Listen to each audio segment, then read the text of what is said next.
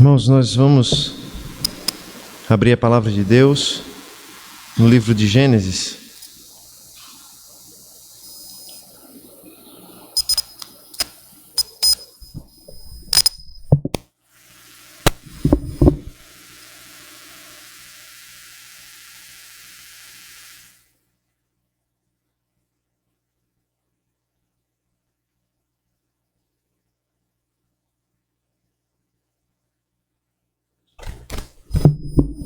Nós vamos abrir no capítulo 7.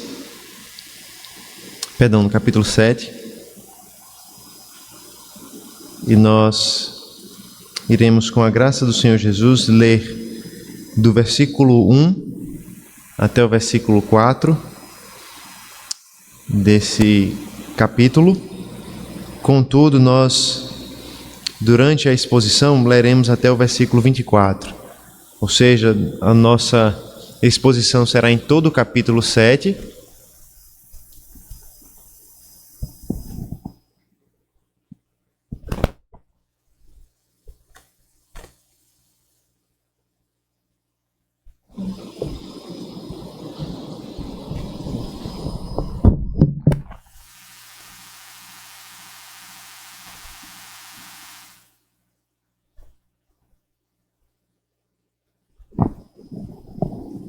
Nós vamos fazer a exposição do versículo 1 até o versículo 24, mas a nossa leitura inicial será nos primeiros 4 versículos. E durante a exposição, com a graça do Senhor, nós iremos fazer a leitura dos demais versículos e assim ler todo o capítulo. Livro de Gênesis, capítulo de número 7. A leitura inicial a partir do versículo 1 até o versículo 4. E durante o sermão, a leitura dos demais versículos.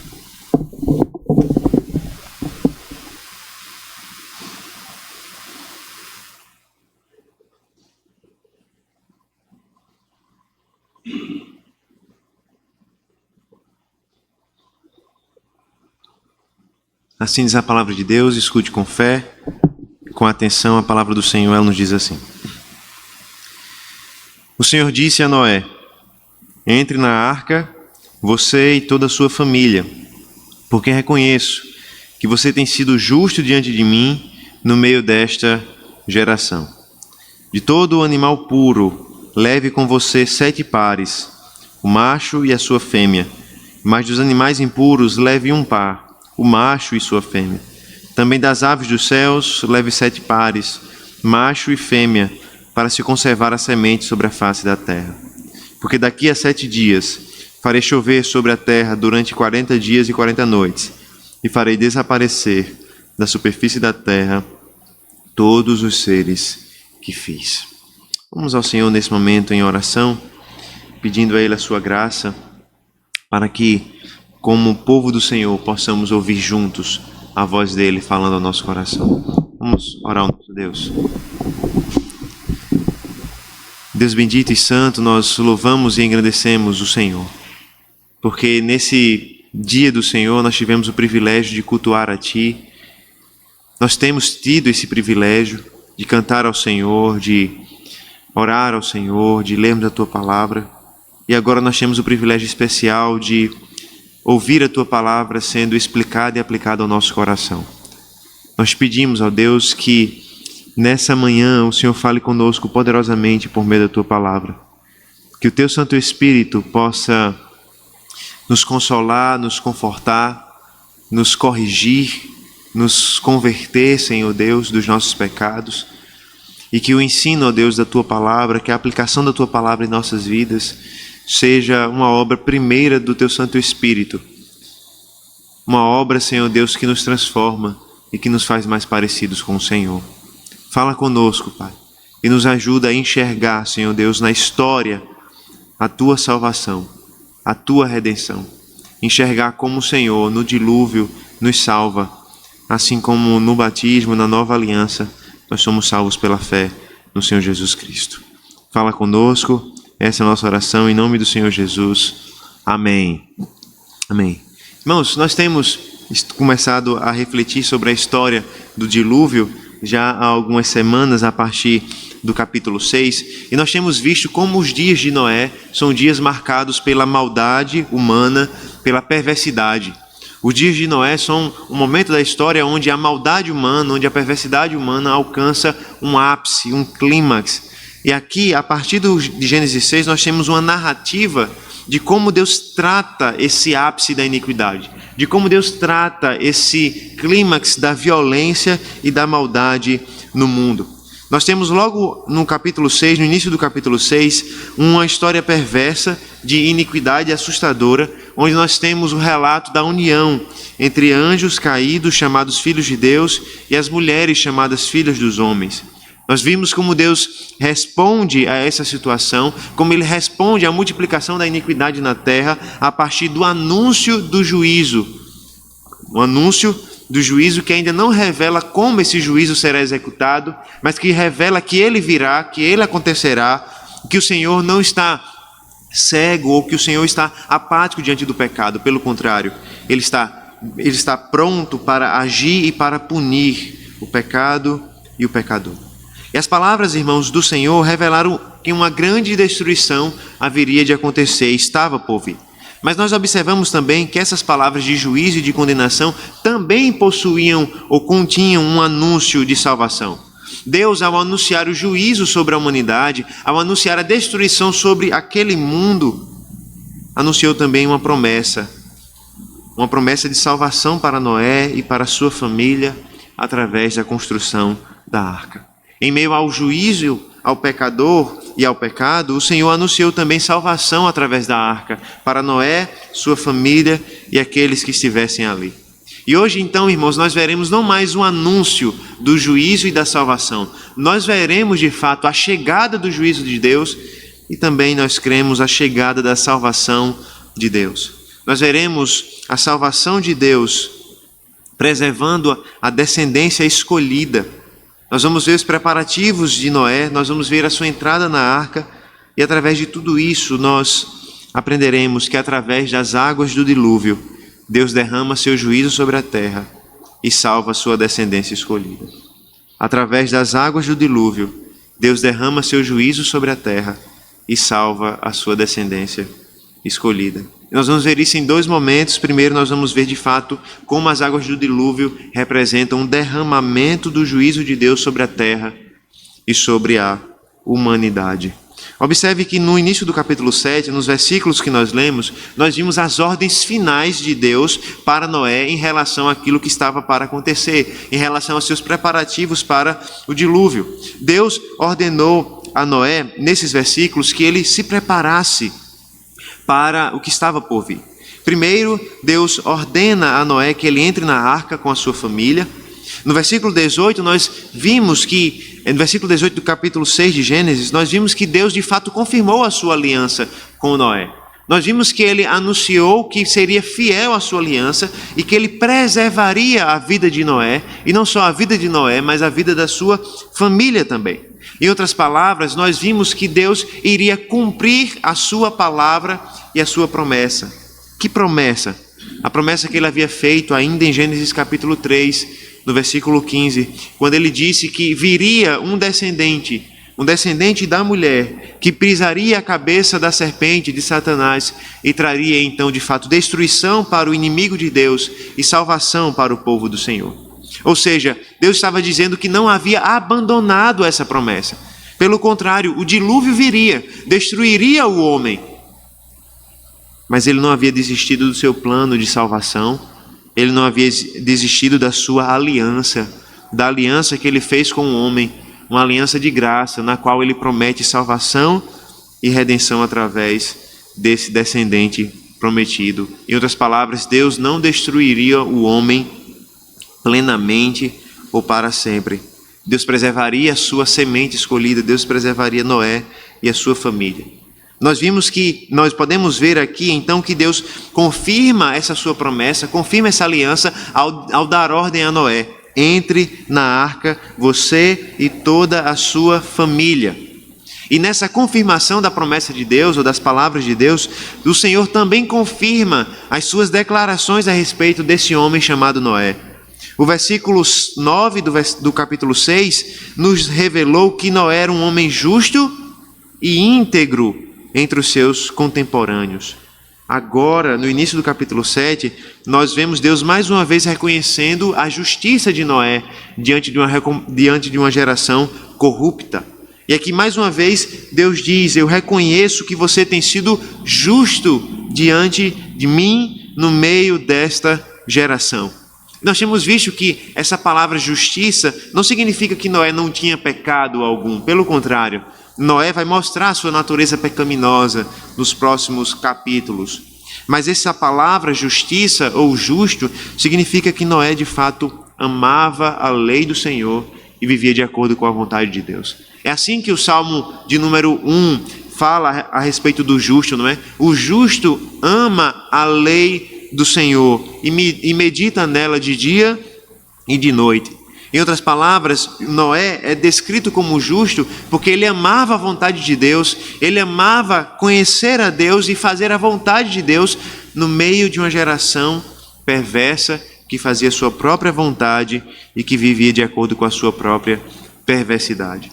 Deus, então, nos seus preparativos, renova a sua promessa de salvação e renova a sua afirmação de que Noé era um homem justo, um homem que amava a Deus, um homem que buscava fazer a vontade de Deus, que buscava viver de acordo com os preceitos do Senhor. E aqui, irmãos, até o momento, as informações dadas pelo texto são nada mais do que reafirmações daquilo que nós já vimos até aqui. Nós já falamos sobre a promessa de Deus, nós já falamos sobre a justiça e piedade de Noé, porém, agora nós teremos, a partir do versículo 2, algumas novas informações a respeito do dilúvio que nós não sabíamos antes, ou a respeito dos preparativos para isso. Primeiro, nós temos algumas informações novas a respeito dos animais. Em Gênesis 6 ainda, nos versículos 19 a 20, Deus ordenou a Noé que ele levasse a arca, ou melhor, que ele fizesse entrar, uma vez que Deus iria trazer esses animais até ele. Ele deveria fazer entrar, então, um casal, macho e fêmea, de cada espécie que Deus, então, mandasse para ele. Mas agora, no capítulo 7, no versículo 2, nós ouvimos que Deus iria mandar para ele mais do que apenas 2 animais de cada espécie. Deus aqui ordena que Noé dividisse os animais entre 2 categorias: os animais puros e os animais não puros ou impuros. E aqui nós teremos 7 casais, macho e fêmea, dos animais puros dentro da arca, e apenas um casal dos animais impuros sendo colocados na arca. E essa é uma pergunta que nós devemos fazer, ou há uma pergunta que nós devemos fazer: qual é a razão dessa diferença entre animais? Qual é a razão dos animais puros entrarem em maior quantidade e os animais impuros em menor quantidade? Qual é a razão dessa diferença de números que muitas vezes nós não percebemos, né? Muitas vezes nós lembramos do dilúvio apenas como se tivesse entrado um casal de cada espécie, e não é essa a verdade. Entrou mais animais daqueles que eram considerados puros. E aqui, para que a gente consiga compreender a razão da diferença entre esses animais, nós devemos observar que essa diferença entre animais puros e impuros é descrita na lei de Deus, na lei que foi dada a Moisés, naquilo que nós chamamos de lei cerimonial. Em outras palavras, a lei que regulamentava o culto, os sacrifícios e assim por diante. Essa lei, irmãos, designava ou dizia qual seria o animal que deveria ser sacrificado a Deus, quais animais eram aceitos e quais não eram aceitos. E aqui, irmãos, nós devemos lembrar que Noé não havia recebido a lei de Moisés. Pelo contrário, Noé viveu muitos anos antes de Moisés. Contudo, o que nós compreendemos através da revelação bíblica nos livros iniciais da Palavra de Deus é que, embora a lei tenha sido registrada somente com Moisés no deserto, os princípios da lei já estavam presentes, guiando a história do povo de Deus muito antes disso. Por exemplo, antes da lei ser dada, dizendo que eles deveriam guardar o sábado, nós vemos o povo de Deus já observando o sábado, mesmo antes da lei. E aqui, irmãos, não parece que nós temos algo diferente disso. Embora nesse período não houvesse lei, Noé, como um homem justo que conhecia a vontade de Deus, sabe muito bem quais são os animais adequados para o sacrifício. Assim como Abel sabia qual era a oferta que agradava a Deus e ofereceu uma oferta agradável ao Senhor, o justo Noé também sabe aquilo que agrada ao Senhor e sabe diferenciar os animais que são adequados para o sacrifício.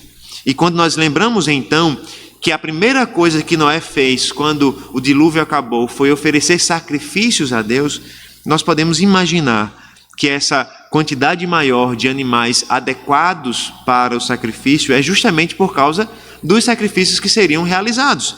Imagine se Noé tivesse levado apenas um único casal dos animais puros.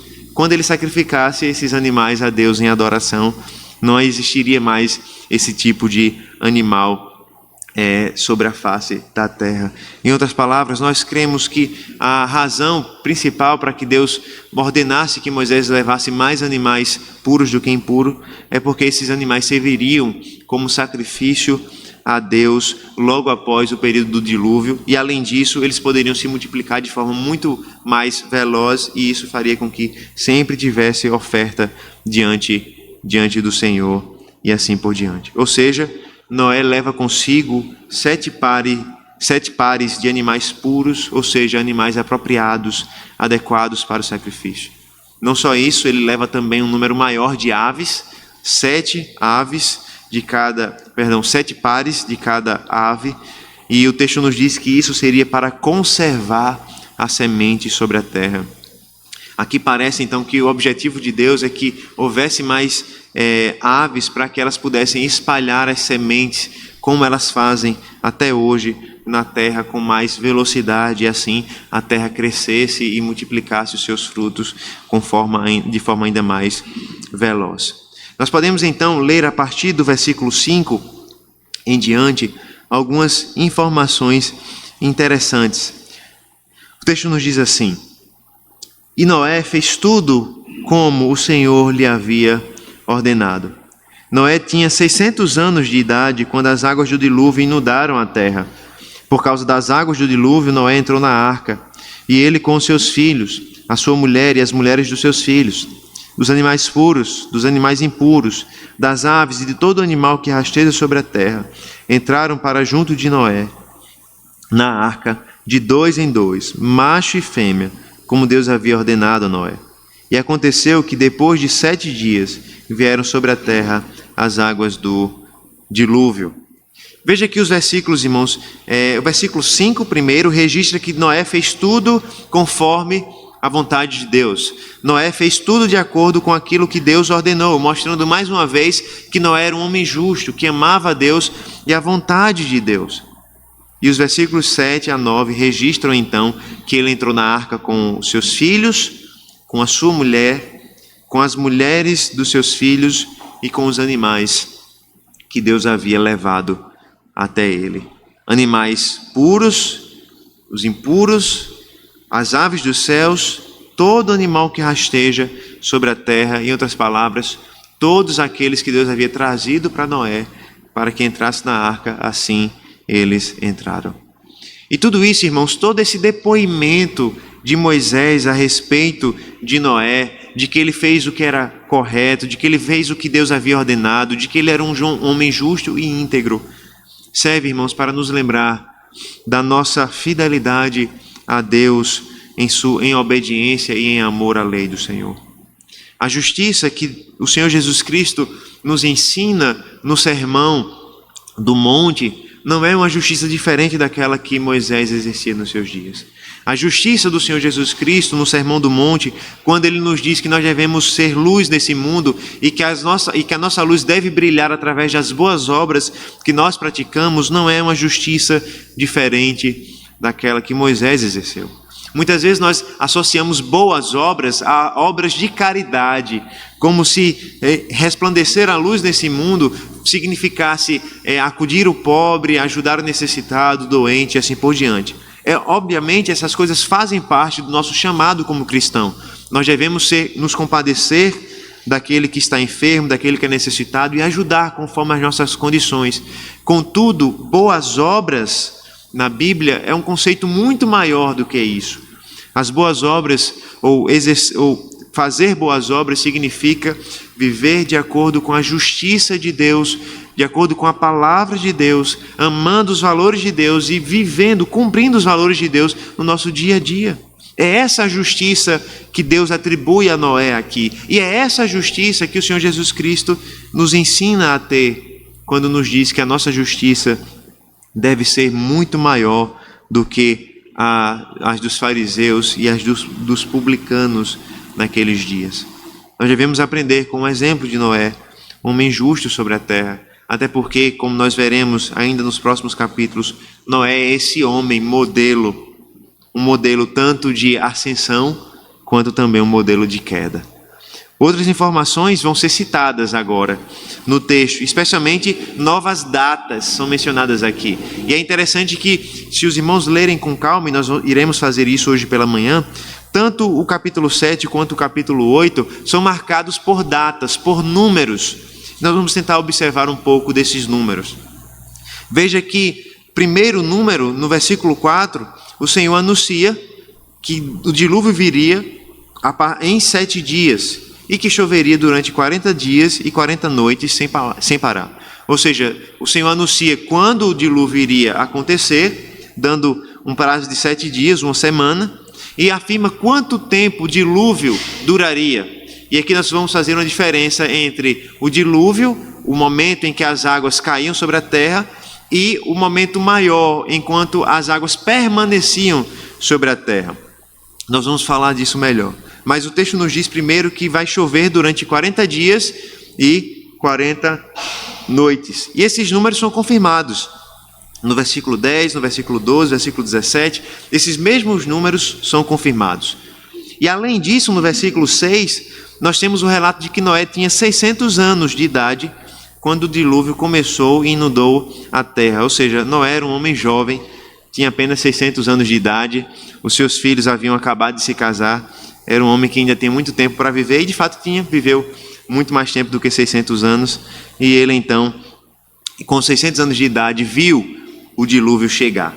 Veja então, a partir do versículo 11, que de fato o dilúvio acontece no período que o Senhor relatou. A partir do versículo 11 em diante, assim diz a palavra de Deus. No ano 600 da vida de Noé, aos 17 dias do 2º mês, nesse dia romperam-se todas as fontes do grande abismo, e as comportas dos céus se abriram, e caiu chuva sobre a terra durante 40 dias e 40 noites. Nesse mesmo dia entraram na arca Noé, os seus filhos Sem, Cã e Jafé, e a mulher dele e as mulheres dos seus filhos. Entraram eles e todos os animais segundo as suas espécies, todo o gado segundo as suas espécies, todos os animais que rastejam sobre a terra segundo as suas espécies, todas as aves segundo as suas espécies, todos os pássaros e tudo que tem asa. De todos os seres em que havia fôlego de vida, entraram na arca de 2 em 2 para junto de Noé. Eram macho e fêmea, os que entraram de todos os seres vivos, como Deus havia ordenado a Noé, e o Senhor fechou a porta da arca. O dilúvio durou 40 dias sobre a terra. As águas subiram e elevaram a arca sobre a terra. Conforme então, irmãos, as palavras que nós lemos até aqui, Noé tinha 600 anos quando de fato o dilúvio começou e as fontes do grande abismo e as comportas dos céus se abriram e veio grande chuva durante 40 dias e 40 noites. E aqui, irmãos, nós devemos compreender que essa linguagem ela é uma linguagem poética, né? Diversas vezes ao longo da Bíblia, nos Salmos, por exemplo, os céus são retratados como grandes comportas, grandes caixas d'água, vamos dizer assim, né? Grandes comportas que possuem água e que muitas vezes essas comportas são abertas e as águas dos céus caem. E essa linguagem que o dilúvio toma para si, as comportas dos céus foram abertas. Nós temos também a linguagem das fontes do grande abismo. É uma linguagem também que vai aparecer nos Salmos, no Salmo 78, nos livros dos profetas, no livro do profeta Amós, Isaías, Malaquias, a linguagem de que veio água da própria terra. Em outras palavras, Noé está falando de fontes subterrâneas de águas, fontes que jorraram então água para a superfície. E aqui, irmãos, nós compreendemos que o dilúvio não foi fruto apenas de chuva, mas de águas que vieram por cima e por baixo. Choveu durante 40 dias e 40 noites, uma grande chuva sem parar, mas também águas vieram do lençol da terra, né, o lençol freático da terra para a superfície, de maneira que a inundação aconteceu de forma muito rápida, porque ela não só aconteceu pelo poder da chuva, mas pelas águas também que vinham do subsolo. E é uma chuva então extraordinária, aconteceu durante 40 dias e 40 noites. Irmãos, há poucos dias atrás, nós experimentamos, em algumas regiões do Brasil, tem experimentado chuvas, né?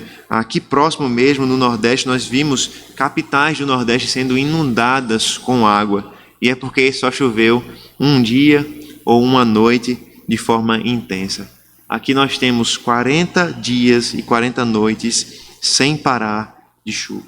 Ou seja, uma quantidade absurda de água passou a estar sobre a terra. E a partir dessa quantidade de água absurda, o versículo 17 nos diz que a arca começou a flutuar sobre a terra. Noé, sua família e todos os animais, e a gente observa isso nos versículos 13 a 16, foram ordenados a entrar na arca. E quando a chuva começou, quando a arca começou a flutuar, eles já estavam na arca. E veja que o texto, irmãos, faz questão de nos dizer, nesse detalhe interessante, que foi Deus quem fechou a porta da arca. Parece apenas um detalhe, mas é um detalhe que é dito para mostrar o envolvimento completo de Deus no que estava acontecendo. Deus ajudou Noé na construção da arca. Deus ajudou Noé na vinda dos animais até ele. Deus salvou a Noé e a sua família, e até mesmo Deus fechou a porta da arca. Ou seja, Deus estava envolvido em todos os detalhes do dilúvio. Deus estava envolvido em tudo aquilo que estava acontecendo. Deus estava envolvido em cada detalhe da salvação de Noé, da salvação da sua família. Isso nos mostra que a salvação de Noé e a salvação da sua família não é por causa da inteligência grandiosa de Noé na construção da arca. Não é por causa dos feitos heróicos de Noé na construção da arca. Mas esse texto faz questão de nos mostrar que é a mão bondosa e graciosa de Deus cuidando de cada detalhe, fechando até mesmo a porta da arca para garantir salvação para todos aqueles que estavam dentro.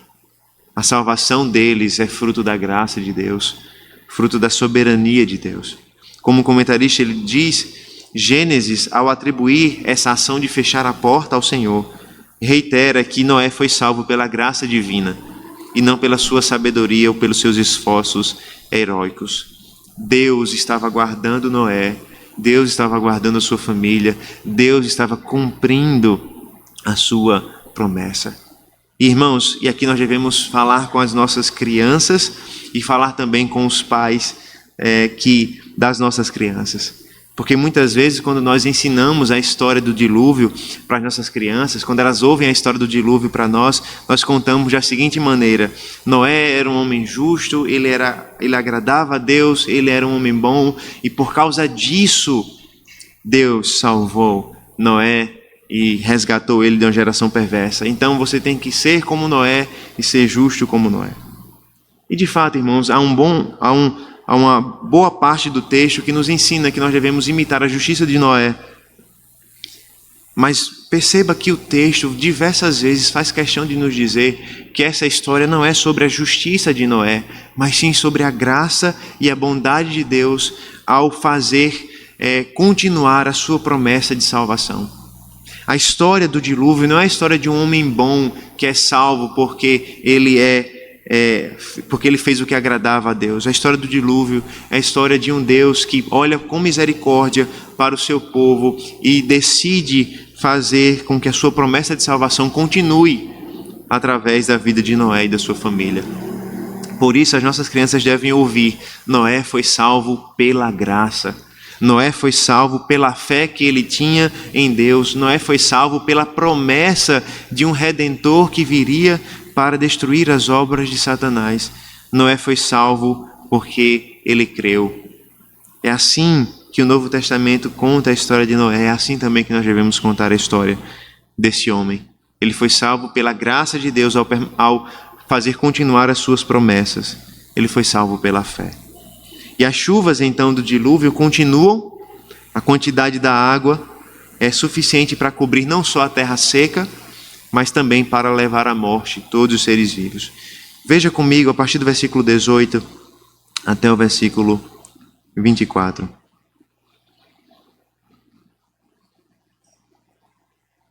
As águas prevaleceram e aumentaram muito na terra. A arca, porém, flutuava sobre a terra. As águas prevaleceram excessivamente sobre a terra e cobriram todos os altos montes que havia debaixo do céu. As águas ficaram 7 metros acima deles e os montes foram cobertos.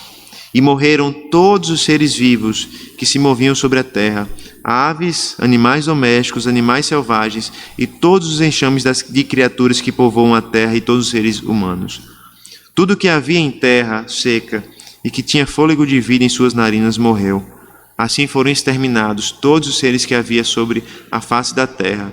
As pessoas, os animais, os seres que rastejam e as aves dos céus foram extintos da terra. Ficou somente Noé e os que com ele estavam na arca. E as águas prevaleceram sobre a terra durante 150 dias. Observe, irmãos, que o texto faz questão de enfatizar o poder das águas. Versículo 18 nos diz que as águas prevaleceram e aumentaram. E a menção, então, irmãos, aqui repetida dessa multiplicação das águas nos mostra como, de forma assustadora, o nível das águas aumentaram de uma hora para outra. O interessante é que Moisés faz questão de utilizar esse termo, prevaleceu, um termo que constantemente vai aparecer no Antigo Testamento para falar sobre batalhas militares, quando um povo prevaleceu contra o outro. Mas aqui ele nos diz que a água prevaleceu contra a humanidade. E elas aumentaram e elas se multiplicaram. E aqui, irmão, nós devemos perceber algumas ironias, ou não ironias, mas alguns trocadilhos que Moisés ele faz com o relato da criação. Primeiro, observe que ao relatar sobre os animais, Moisés faz questão de repetir os animais na mesma ordem que eles foram criados em Gênesis capítulo 1. E uma frase que foi muito repetida no capítulo 1 é repetida novamente: de acordo com a sua espécie. De acordo com a sua espécie. Além disso, o texto de Gênesis 1 nos diz que os animais se multiplicaram, que Deus multiplicou os animais sobre a face da terra, e Deus ordenou ao homem que se multiplicasse sobre a face da terra. Mas no dilúvio, o que acontece é o inverso disso. As águas se multiplicam sobre a face da terra, e os homens e animais morrem na terra.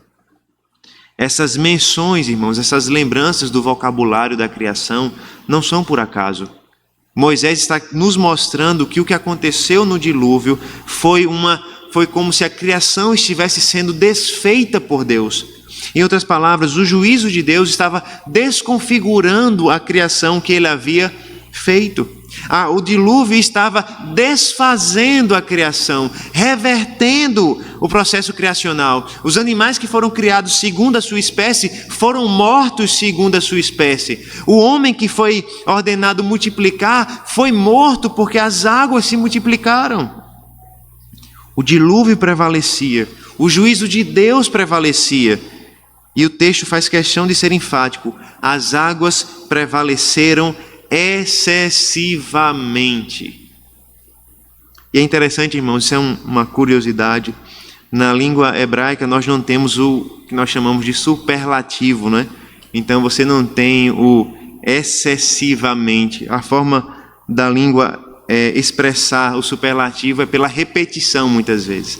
Então, por exemplo, quando nós temos lá em Isaías, Santo, Santo, é como se Isaías estivesse dizendo, Santíssimo é o Senhor. Aqui, no dilúvio, Moisés está dizendo, as águas prevaleceram muito e muito. E é a repetição que acontece. Ele fica repetindo, muito e muito. É como se Moisés estivesse colocando ênfase e dizendo, as águas prevaleceram excessivamente, acima de qualquer expectativa de qualquer ser humano. Porque Deus estava derramando seu juízo, seu terrível juízo sobre a criação. O texto nos diz que os mais altos montes ficaram cerca de 7 metros debaixo de água, porque um evento sem precedentes na história estava acontecendo aqui. A conclusão é, tudo o que tinha fôlego de vida em suas narinas morreu. Versículo 23, conclui dizendo que foram exterminados todos os seres que havia sobre a face da terra. E aqui, irmãos, nós podemos entrar na questão a respeito da dimensão do dilúvio, não é? Alguns questionam, o dilúvio, ele teve uma dimensão universal ou apenas foi algo local? Em outras palavras, o dilúvio, ele foi um derramamento de água sobre todo o planeta Terra ou apenas sobre o mundo conhecido, sobre o planeta ali conhecido pelo homem? Veja, irmãos, a verdade é que a resposta exata nós não temos, porque nós não estávamos lá. Essa interpretação de que foi um dilúvio local, ela é feita a partir de um entendimento literário da linguagem bíblica. Contudo, irmãos, me parece que a leitura mais simples do texto, que a leitura mais natural do texto, ao ouvir constantemente Moisés dizendo, todos morreram, toda a face da terra foi inundada, me parece a leitura mais natural do texto, então, imaginar um dilúvio de fato global, um dilúvio que aconteceu sobre toda a face da terra. Embora nós não tenhamos certeza se o relato bíblico está falando de um dilúvio global ou não, eu creio fortemente que o relato bíblico indica que foi um dilúvio global, um dilúvio que atingiu todas as partes do planeta Terra, justamente porque Moisés faz questão de repetir, toda a face da terra foi inundada, todos os seres vivos morreram e assim por diante. Mas o que eu quero, irmãos, que vocês percebam a partir da leitura desse texto, não é só o poder grandioso do juízo de Deus. Isso fica muito claro a partir dessa repetição do todo, né? Quando ele diz, toda a terra foi inundada, todo monte foi coberto, todo ser vivo morreu, todo ser que possuía fôlego de vida nas suas narinas morreu. Essa repetição do todo serve para mostrar a grandiosidade da destruição e do juízo de Deus. Mas eu quero também que você observe aquilo que nos diz o versículo 18. No meio de toda a destruição, a arca flutuava sobre as águas. No cenário de morte e destruição, Noé e os que estavam com ele na arca foram salvos.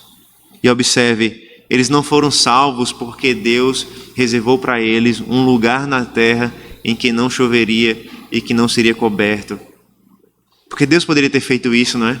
Pense bem, Deus poderia ter dito a Noé, Noé, eu vou preservar a sua região, eu vou preservar o local onde você vive e a terra vai ser inundada, mas a sua localidade não. Deus contém os oceanos, ele certamente poderia conter as águas do dilúvio, mas Deus não faz isso.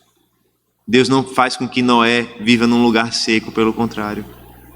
Deus manda Noé construir uma arca e as mesmas águas que servem para a destruição do mundo são as águas que servem para a salvação de Noé e da sua família. O texto nos diz que as águas prevaleceram 150 dias, ou seja, nós temos 40 dias de chuvas intensas e o texto nos diz que as águas ainda permaneceram por 150 dias, ou seja, 40 dias de chuva aconteceram, no final desse período as chuvas pararam, mas a água ainda permaneceu sobre a terra por mais 110 dias. Em outras palavras, ao todo, então nós temos 150 dias entre chuva e a água permanecendo sobre a face da terra. A criação estava sendo desconfigurada por Deus, por causa da ira de Deus, por causa do pecado do homem. Deus estava derramando o seu juízo sobre a criação. Mas Noé estava sendo preservado na arca. Noé estava sendo preservado através das águas de juízo. A arca navega através das águas que provocaram toda a destruição. E como nos diz um outro comentarista chamado Bruce Waltke, que ele diz: a água representa morte e julgamento para o mundo mau, mas também purificação e preservação para o remanescente eleito. Para o mundo, as águas do dilúvio significavam destruição, punição, ira, mas para Noé as águas do dilúvio significavam salvação e preservação. E nesse momento, então, eu gostaria que você abrisse a sua Bíblia na primeira carta de Pedro, capítulo 3. Primeira carta de Pedro, capítulo 3.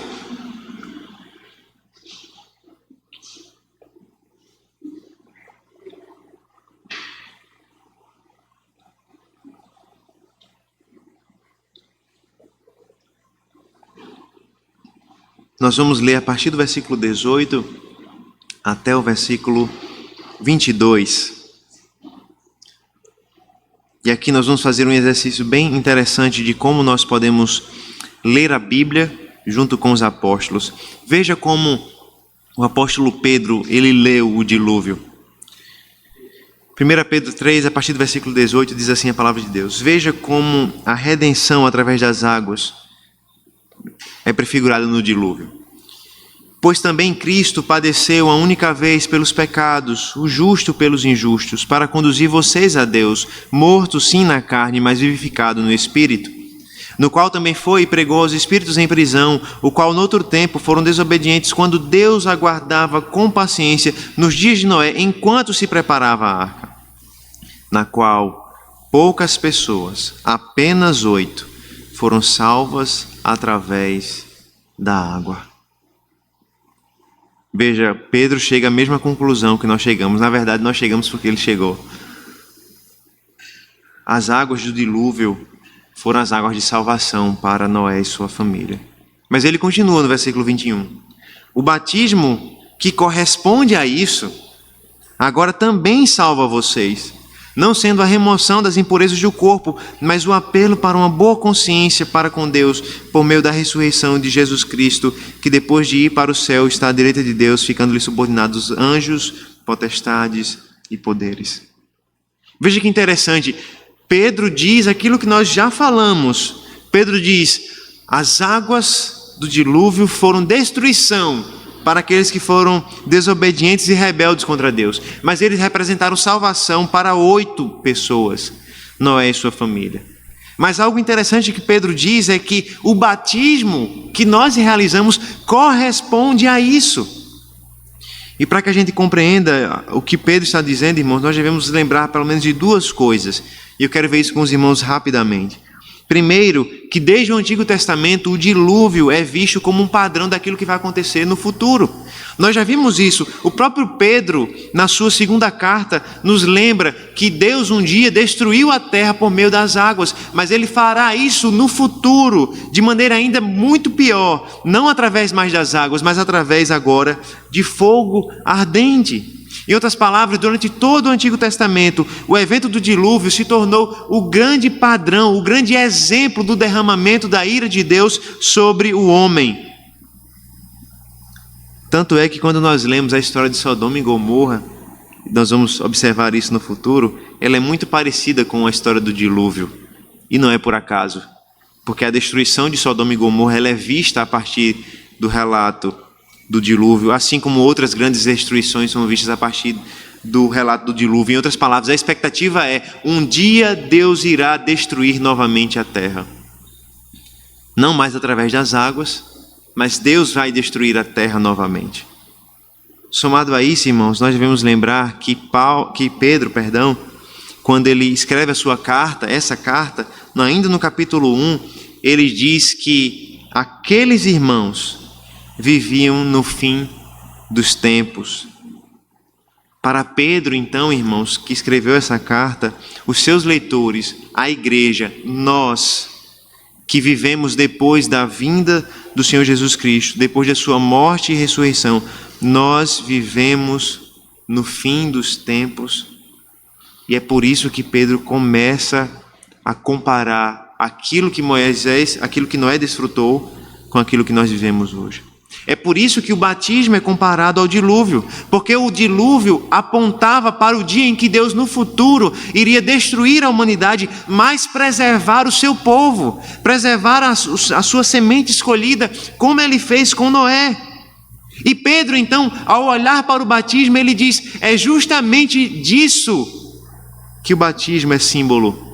O batismo é símbolo da salvação dos crentes no fim dos tempos. O batismo é o símbolo de que nós morremos para os nossos pecados e para a nossa antiga vida, e nós então ressuscitamos para a nova vida. No batismo, nós experimentamos aquilo que Noé experimentou no dilúvio, porque no batismo nós morremos através das águas, como símbolo do juízo de Deus sobre o pecado. Mas no batismo também nós somos salvos, assim como Noé e sua família foi salva no dilúvio. Ou seja, o batismo e o dilúvio anunciam as mesmas verdades. Eles representam as mesmas gloriosas verdades. Nós morremos, Deus derrama juízo sobre o pecado, mas Deus salva o seu povo escolhido. Através da morte e ressurreição do Senhor Jesus Cristo, nós temos o privilégio de dizer que nós fomos salvos através das águas. Não das águas do dilúvio, como Noé foi, mas através das águas do batismo, que simbolizam a mesma coisa que as águas do dilúvio simbolizavam. No batismo, nós somos lembrados de que o Senhor derramou a sua ira, que o Senhor derrama a sua ira sobre o pecado. Mas nós somos lembrados também no batismo de que Deus derrama a sua graça sobre o pecador e salva o pecador. Por isso, assim como Noé foi salvo pela sua fé através das águas, eu convido você nessa manhã a ser salvo através do Senhor Jesus Cristo, a lembrar do símbolo do batismo, ao lembrar de como essas águas são um símbolo da salvação que nós temos no Senhor. O batismo verdadeiro é a expressão da salvação do crente, é a expressão de que nós somos salvos, preservados pelo Senhor através das águas, como Noé e sua família foram. Como nós temos visto, a história do dilúvio não é a história de um homem apenas e da sua família. É a história de um povo. É a história do povo de Deus. Por isso nós podemos olhar para a história de Noé e dizer, nós também, Noé, fomos salvos através das águas. Nós também, Noé, experimentamos um dilúvio. Nós também, Noé, fomos salvos pela fé no mesmo Redentor e no mesmo Salvador. Vamos orar ao Senhor nesse momento. Senhor, nós te agradecemos, Pai, e te louvamos pela tua palavra bendita. Nós te louvamos, ó Deus, porque nós somos lembrados que nós, crentes, que vivemos tanto tempo distante da vida de Noé, nós somos salvos da mesma forma que ele, pela mesma fé no Redentor, pelo cumprimento da mesma aliança. Nós somos salvos pela preservação através das águas.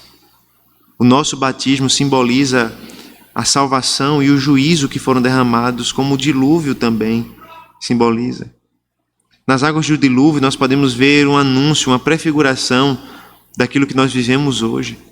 E por isso nós te louvamos, ó Deus. Nós te louvamos porque um dia o Senhor virá para destruir o mundo uma última vez. E nesse dia nós poderemos ter a certeza da preservação, a certeza da salvação. Quando o Senhor chegar para julgar o mundo, nós poderemos confiar que nós não seremos destruídos, porque nós fomos salvos através das águas. Porque o batismo que nós temos é símbolo, é selo e sinal da redenção que nós temos em Cristo. Senhor, que essas gloriosas verdades nos façam nos juntar a Noé em adoração, em louvor e glória ao Senhor. Nos faça nos unir aos santos do Antigo Testamento, aos crentes do Antigo Testamento, na gloriosa expectativa da vinda do Messias, não de um Messias que ainda virá no futuro, mas de um Messias que já veio e que retornará para buscar o seu povo e salvá-los no meio da destruição. Essa é a nossa oração, Pai, e expectativa em Cristo Jesus. Amém.